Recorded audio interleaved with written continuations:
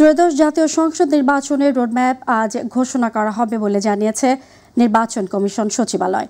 সংসদীয় আসনের সীমানা পুনর্ধারণের খসড়া প্রস্তাবের ওপর দাবি আপত্তির শুনানি বুধবার শেষ হয়েছে। ইসি সচিবালয় জানিয়েছে 4 দিনে 33 জেলার 84টি আসনের মোট 1893টি দাবি আপত্তির ওপর শুনানি হয়েছে। এর মধ্যে 1185টি আবেদন প্রস্তাবের বিপক্ষে এবং 708টি পক্ষে ছিল। এদিকে ত্রয়োদশ জাতীয় সংসদ নির্বাচনকে সামনে রেখে নির্বাচনী পরিকল্পনা চূড়ান্ত করেছে ইসি। এক্ষেত্রে সেপ্টেম্বরের শেষ সপ্তাহে রাজনৈতিক দলসহ সকল অংশীজনদের সঙ্গে সংলাপ বসা সহ 24 কর্মপরিকল্পনা নির্ধারণ করলেও ভোট গ্রহণ বা তফসিলের কোনো তারিখ নির্ধারণ করেনি সংস্থাটি।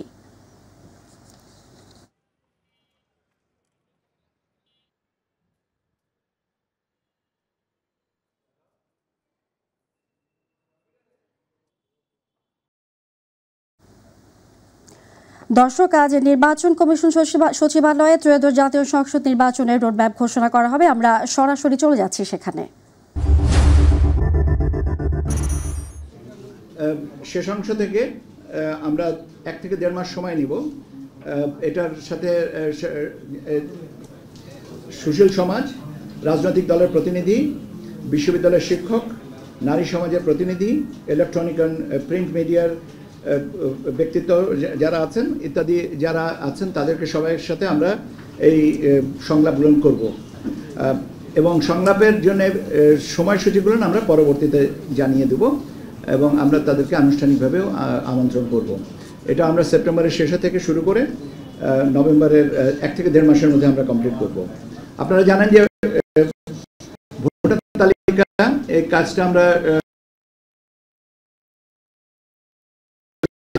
3টা ভোটার তালিকা এবার প্রকাশিত হবে এবং একটা হয়ে গেছে 2রা মার্চ, এখন আরেকটা যেটা হচ্ছে সেটা হচ্ছে 31শে অগস্ট, আর এর পরবর্তীতে আমরা 31শে অক্টোবর পর্যন্ত যাদের বয়স 18 বছর হবে তাদেরকে নিয়ে একটা ভোটার তালিকা করব, যেটা আমরা কমপ্লিট করব by the end of November. এর সাথে আছে আপনার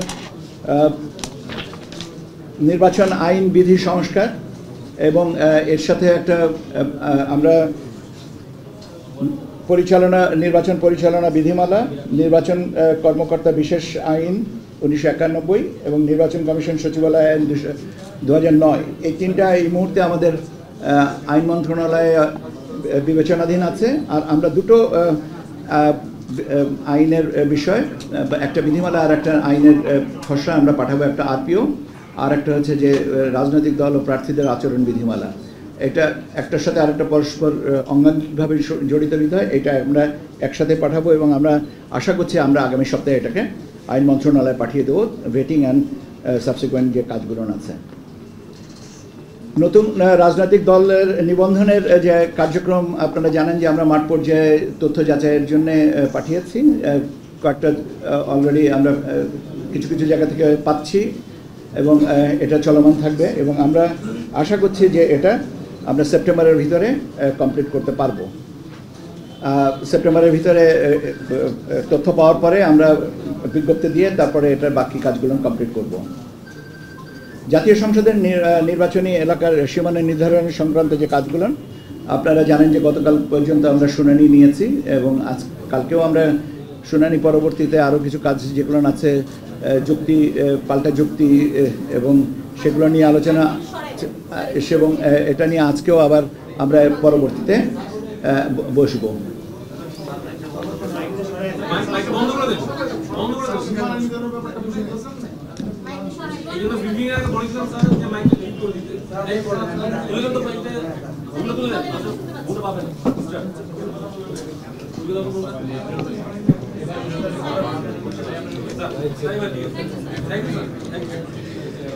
আমি সীমানা নিয়ে বলছিলাম যে গতকালকে পর্যন্ত আপনারা জানেন যে আমরা সীমানা নিয়ে যে শুনানি ছিল সে শুনানিটা কমপ্লিট করেছি। এখন শুনানি অন্তে যে তথ্য পর্যালোচনার পর্যায়টা চলছে এবং আমরা আশা করছি যত তাড়াতাড়ি পারা যায় আমরা এটা করব, কেননা সীমানার সাথে আরও অনেকগুলো জিনিস জড়িত আছে।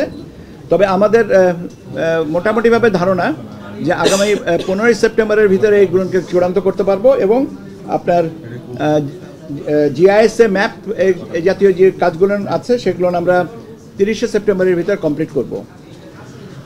পর্যবেক্ষক এবং সাংবাদিক নীতিমালা নিয়ে আপনারা অলরেডি জানেন যে আমরা এটা প্রকাশ করেছি এবং কার্ডের নমুনা ইত্যাদি ইত্যাদি যে কাজ বিষয়গুলো আছে এটা আমরা over the period of time এটা কমপ্লিট করব। এর সাথে আপনাদের সাথেও একটা আলোচনার বিষয় আছে, সেটাও আমরা এর মধ্যে করব। এটাও আমরা সেপ্টেম্বরের ভিতরে চেষ্টা করব কমপ্লিট করতে। জি, আমি সেপ্টেম্বরের মধ্যে করতে। আমি আপনাদেরকে এই কাগজটা আমাদের যেটা আমি আপনাদেরকে একটা কপি দিয়ে যাব, যাতে স্পষ্ট করে, কেন এটাতে অনেকগুলো ফ্যাক্টর তো একসাথে তো সব মুখস্থ করে বলাও মুশকিল এবং এটা ধারাবাহিকভাবে কাজে আমার মনে হয় যে আমি একটা না কয়েকটা কপি দেবো, যাতে আপনাদের এই জন্য বুঝে নিতে বা আপনাদের পরবর্তীতে রিপোর্টিং করতে সুবিধা হয়। আমরা আমাদের একটা ম্যানুয়াল তৈরির একটা বিষয় থাকে, নির্বাচন সংশ্লিষ্ট ম্যানুয়াল তৈরির বিষয়, এবং এই ম্যানুয়ালের আবার আরেকটা বিষয় আছে যে সমস্ত জিনিস আইন বিধি সংশোধনগুলো হবে সেগুলো এতে অন্তর্ভুক্ত হবে। তো যেহেতু আমাদের 30 সেপ্টেম্বরের ভিতরে আমরা আশা করছি যে বিধিবিধানগুলোকে আমরা সংশোধন পারবো, এটা করার যত তাড়াতাড়ি সম্ভব এটাকে আমরা করতে পারবো এবং এটাকে দরকার পড়বে আমাদের মাঠ পর্যায়ের প্রশিক্ষণের সাথে। কাজে আমরা আনুষ্ঠানিকভাবে আমরা অনুমিত হচ্ছে যে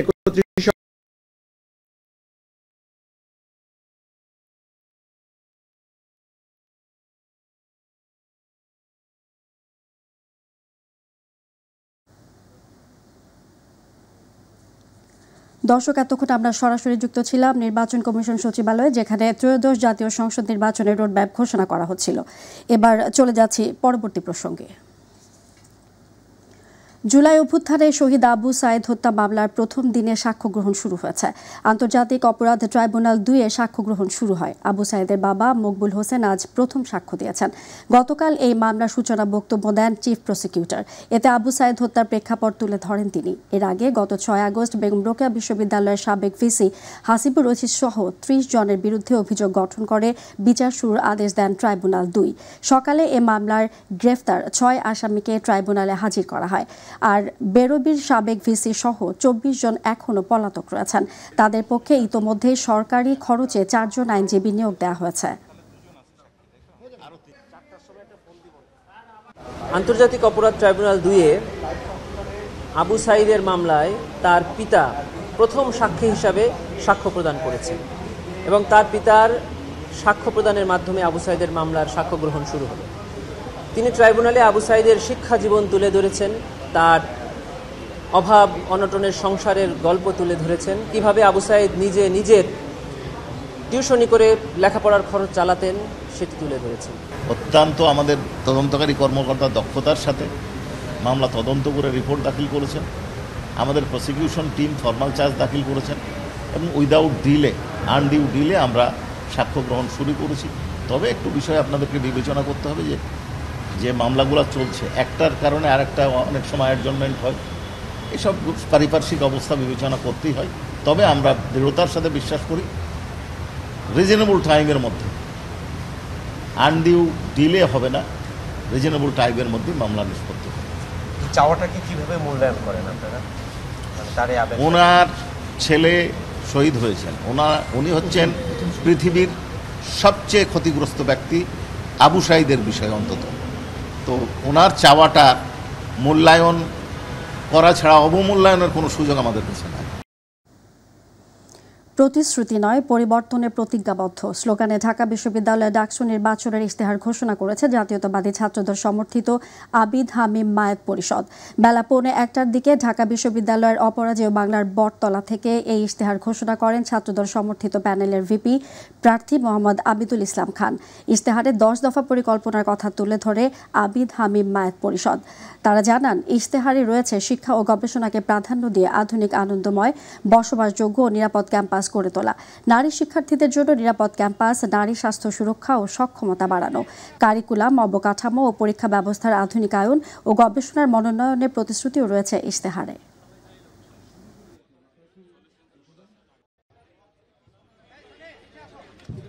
ঢাকা বিশ্ববিদ্যালয়কে একটি পূর্ণাঙ্গ আবাসিক বিশ্ববিদ্যালয় হিসেবে গড়ে তোলার জন্য প্রয়োজনীয় উদ্যোগের অংশ হিসেবে নতুন হল নির্মাণের দ্রুত ব্যবস্থা গ্রহণ, যেন ভর্তির দিন থেকেই প্রতিটি শিক্ষার্থীর জন্য একটি সিট ও একটি পড়ার টেবিল নিশ্চিত করা সম্ভব হবে। বিশ্ববিদ্যালয়ের ভেতরে পরিবেশ বান্ধব ও ব্যাটারি চালিত পর্যাপ্ত পরিমাণ শাটল সার্ভিস চালু করুন। সকল রুটে আপ ট্রিপ দুপুর 12টা পর্যন্ত ও ডাউন ট্রিপ রাত 9টা পর্যন্ত বৃদ্ধি করে ঢাকার বিভিন্ন এলাকার সাথে সংযুক্ত শিক্ষার্থী বাস এবং বাস রুটের সংখ্যা ও পরিসর যৌক্তিকভাবে বৃদ্ধি করা। জাহাঙ্গীরনগর বিশ্ববিদ্যালয় কেন্দ্রীয় ছাত্র সংসদ নির্বাচন জাকসুর পূর্ণাঙ্গ প্যানেল ঘোষণা করেছে ছাত্রদল। দুপুরে বিশ্ববিদ্যালয়ের 24 অদম্য এলাকায় পূর্ণাঙ্গ প্যানেল ঘোষণা করেন ছাত্রদল কেন্দ্রীয় কমিটির সহসভাপতি আবু হাসান মোহাম্মদ ইয়াহিয়া।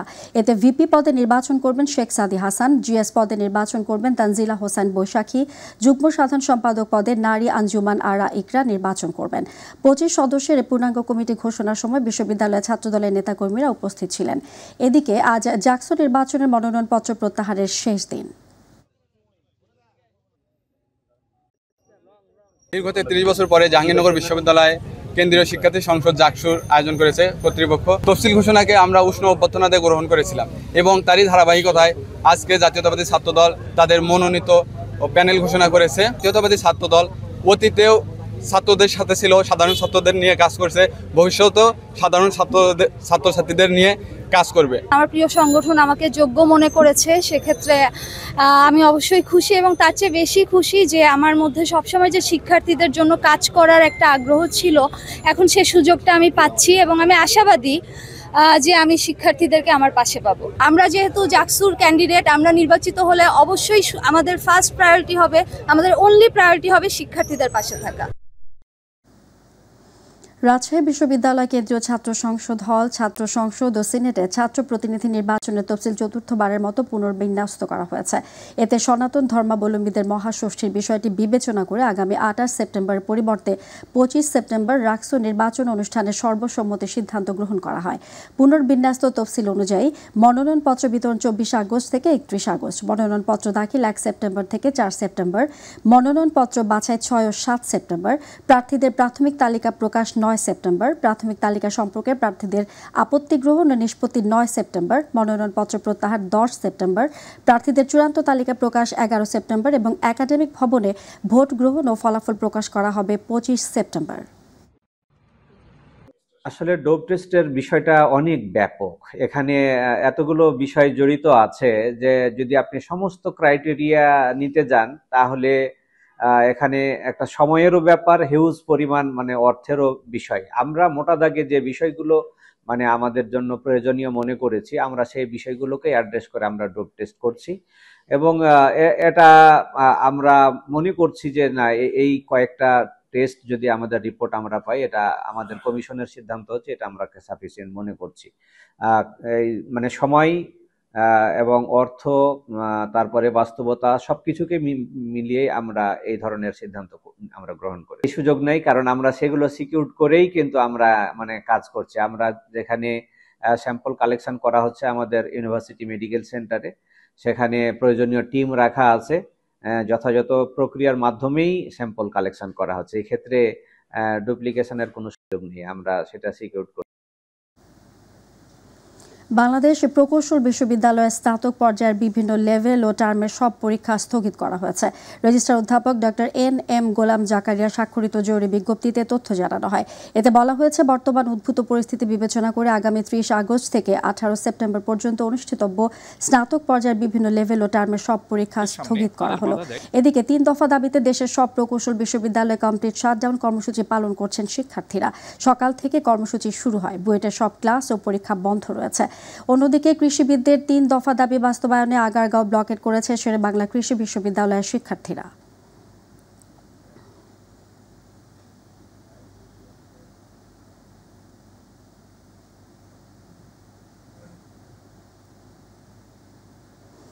দর্শক, এই মুহূর্তে বুয়েটে আছেন সহকর্মী আফজাল হোসেন, আমরা সরাসরি যুক্ত হচ্ছি তার সাথে।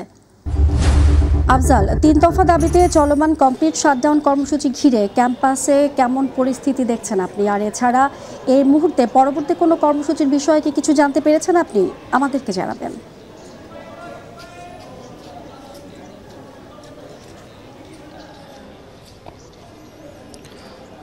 জি ফৌজিয়া, যেমনটি বলছিলেন 3 দফা দাবিতে আন্দোলন করছে বুয়েট সহ বাংলাদেশের বিভিন্ন প্রকৌশল বিশ্ববিদ্যালয়ের শিক্ষার্থীরা।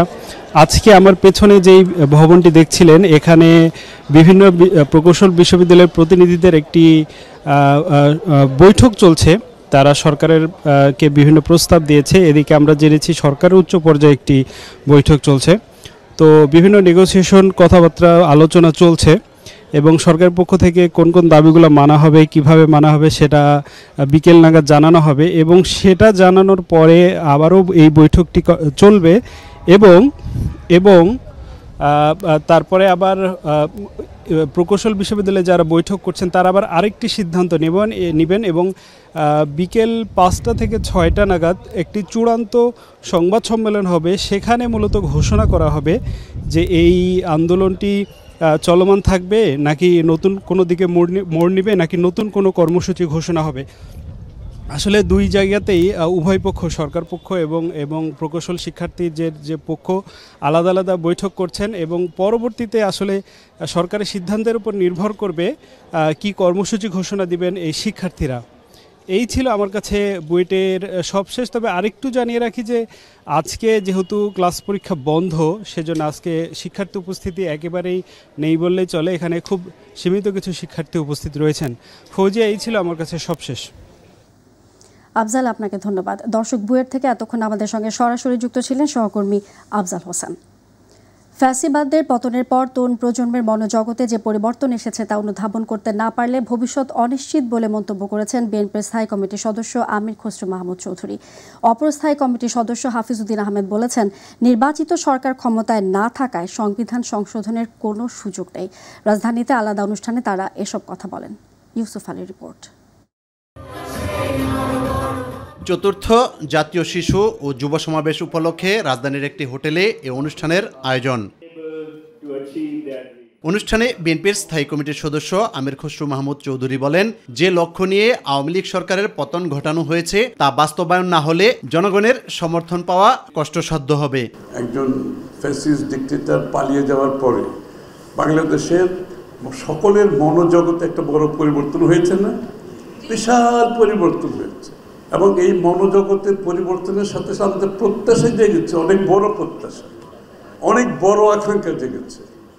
আমি পলিটিশিয়ানদেরই বলি, যদি এই প্রত্যাশা, যে মনোজগতের যে পরিবর্তন হয়েছে, যে সমস্ত রাজনীতিবিদ, যে সমস্ত রাজনৈতিক দল এই মনোজগতের পরিবর্তন বুঝতে পারবে না, এই প্রত্যাশা আকাঙ্ক্ষা বুঝতে পারবে না, তাদের কোনো ভবিষ্যৎ নেই। জাতীয় প্রেস ক্লাবে এক আলোচনায় বিএনপির অপর স্থায়ী কমিটির সদস্য অবসরপ্রাপ্ত মেজর হাফিজউদ্দিন আহমেদ বলেন, সংবিধানের পরিবর্তন নির্বাচিত সংসদ ছাড়া করা হলে তা বাস্তবায়ন করা কঠিন হবে। বাংলাদেশের জনগণ স্থির করবে আগামী নির্বাচনে তারা কি ব্যবস্থা চায়, তারা কোন ধরনের সংবিধান চায়, তারা কি কি সংস্কার রাষ্ট্রযন্ত্রে চায়, সেটি নির্বাচিত জনপ্রতিনিধিরা স্থির করবে। ইউসুফ আলী, মাই টিভি, ঢাকা। এইটা উপলব্ধি করে আগামী দিন।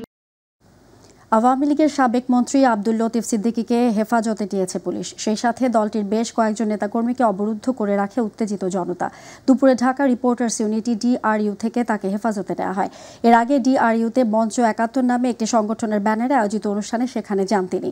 পরে আব্দুল লতিফ সিদ্দিকী সহ আওয়ামী লীগের নেতাকর্মীদের অবরুদ্ধ করে সাধারণ জনগণ। এ সময় অনাকাঙ্ক্ষিত পরিস্থিতি এড়াতে লতিফ সিদ্দিকীকে হেফাজতে নেয় আইনশৃঙ্খলা বাহিনী। তবে তাকে আটক করা হয়েছে কিনা সে বিষয়ে পুলিশের পক্ষ থেকে বিস্তারিত কিছু জানানো হয়নি।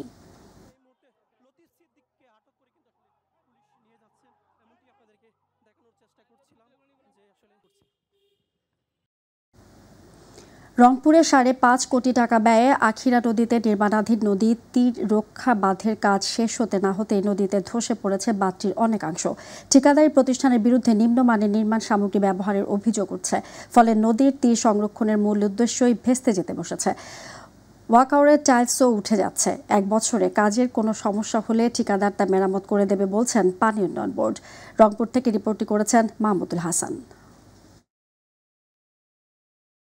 রংপুরের পীরগঞ্জ উপজেলার চত্রায় নির্মাণ কাজ শেষ হওয়ার আগেই আখিরা শাখা নদীর তীর রক্ষা বাঁধের অনেকাংশই ব্লকসহ ধসে পড়েছে নদীতে। স্থানীয়রা বলছেন, বৃষ্টির মধ্যে তড়িঘড়ি করে কাজ করায় এই অবস্থার সৃষ্টি হয়েছে। সরকারের কোটি কোটি টাকা খরচ হলেও ঠিকাদারি প্রতিষ্ঠান নিম্নমানের নির্মাণ সামগ্রী ব্যবহারের ফলে নদীটির সংরক্ষণের মূল উদ্দেশ্যই ভেস্তে যেতে বসেছে। পাশে কাজ হয়ই নাই, তাতেই মনে করেন যে এক পাশে কাজ, অথচ কাজটা মানে স্থগিত যে 2-4 মাসও থাকবে তাও থাকতেছেন। এই কিছুদিন আগে খালি আলগা মাটি তুলে দিয়ে ওর উপর বলক দিল, বলক দিয়ে চলে গেল। পানি কম দিচ্ছে, ঢলে যাচ্ছে, কিন্তু খরালির সময় তো ওরা কাম করে না, খরালির সময় বসে দম নিলি। 2 বছর মেয়াদী কাজটি শুরু হয় 2024 সালের জুলাই মাসে। 2026 সালের জুন মাসে কাজটি শেষ হওয়ার কথা থাকলেও তড়িঘড়ি করে প্রকল্পের অধিকাংশই কাজ শেষ করেছে ঠিকাদারি প্রতিষ্ঠান।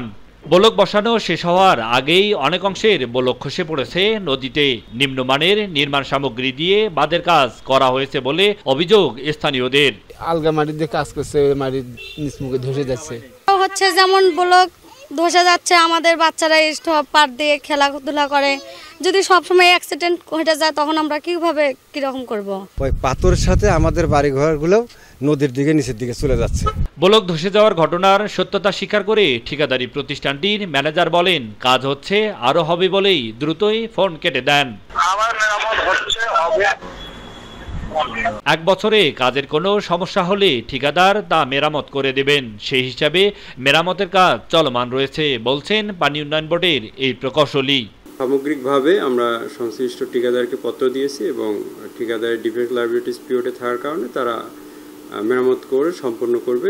নদীটির রক্ষাবাদটি রক্ষার্থে দ্রুতই সুনজর দেবে পানি উন্নয়ন বোর্ড, এমনটাই প্রত্যাশা সবার।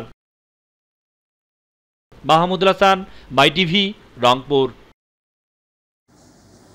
দীর্ঘ 15 বছর এমপি, মন্ত্রী ও স্থানীয় চেয়ারম্যান, মেম্বার সহ প্রশাসনের পিছনে ঘুরে কোনো সুরাহা না পেয়ে নিজেদের অর্থায়নে প্রায় কোটি টাকার ব্রিজ নির্মাণের উদ্যোগ নিয়েছে সাটুরিয়ার কান্নাপাড়াবাসী। এলাকার প্রতিটি বাড়িতে বাড়িতে গিয়ে সাহায্য তুলে জমা করেছেন প্রায় 20 লাখ টাকা। সেই টাকা দিয়ে ব্রিজের কাজের অর্ধেক শেষ হয়েছে। এদিকে তহবিলে টাকা শেষ হয়ে যাওয়ায় ব্রিজের বাকি কাজ নিয়ে দুশ্চিন্তায় পড়েছেন তারা। প্রতিনিধি কাউসার আহমেদের তথ্যচিত্রে মিফতাক আলী আছেন বিস্তারিত রিপোর্টে। মানিকগঞ্জে সাতুরিয়া উপজেলার ধানকোড়া ইউনিয়নের একটি জনবহুল গ্রাম কান্নাপাড়া। এই গ্রামের উপর দিয়ে বয়ে যাওয়া গাজীখালী নদীতে ব্রিজ না থাকায় স্কুল, কলেজ, বাজার কিংবা হাসপাতালে পৌঁছানো ছিল সময়সাপেক্ষ ও কষ্টসাধ্য। ব্রিজ না থাকায় প্রতিদিন ঝুঁকি নিয়ে নৌকা চলাচল করে শতাধিক স্কুল, কলেজ ও মাদ্রাসার শিক্ষার্থীরা। এতে প্রায়ই ঘটে দুর্ঘটনা। প্রতিদিন যাইতে 5 টাকা, আইতে 5 টাকা, আইতে যেতে আমাদের 10 টাকা করে ভাড়া লাগে। নৌকা ডুবে যাওয়ার সমস্যা হয়, যদি আমাদের ব্রিজটা হয়ে যায় তাহলে আমাদের খুব সুবিধা হয়, ছোট ছোট ছেলে মেয়েরা এখান দিয়ে যেতে পারে।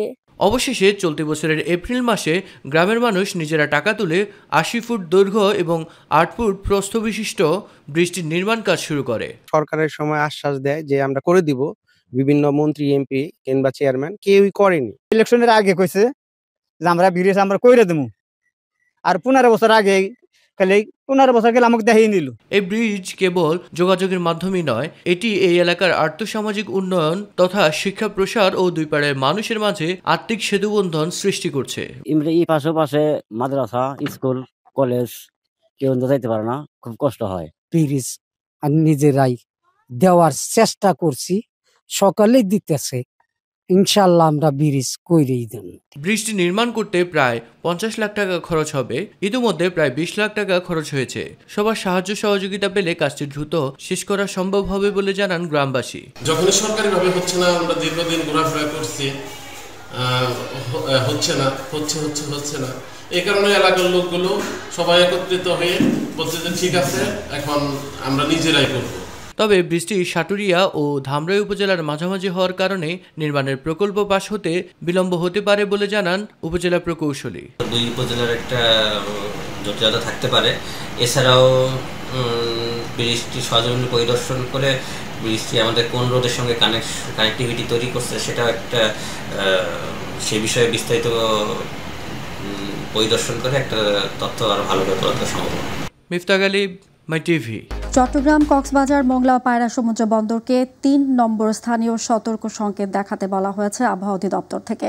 রাতে আবহাওয়াবিদ মোহাম্মদ হাফিজুর রহমান স্বাক্ষরিত আবহাওয়ার এক সতর্ক বার্তায় তথ্য জানানো হয়।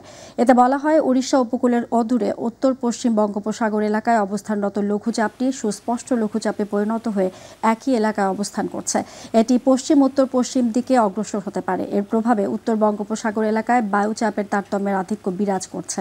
উত্তর বঙ্গোপসাগর, বাংলাদেশের উপকূলীয় এলাকা ও সমুদ্র বন্দরের উপর দিয়ে দমকা ঝোড়ো হাওয়া বয়ে যেতে পারে। উত্তর বঙ্গোপসাগরে অবস্থানরত মাছ ধরার নৌকা ও ট্রলারকে পরবর্তী নির্দেশ না দেওয়া পর্যন্ত উপকূলের কাছাকাছি এসে সাবধানে চলাচল করতে বলেছে আবহাওয়া অফিস।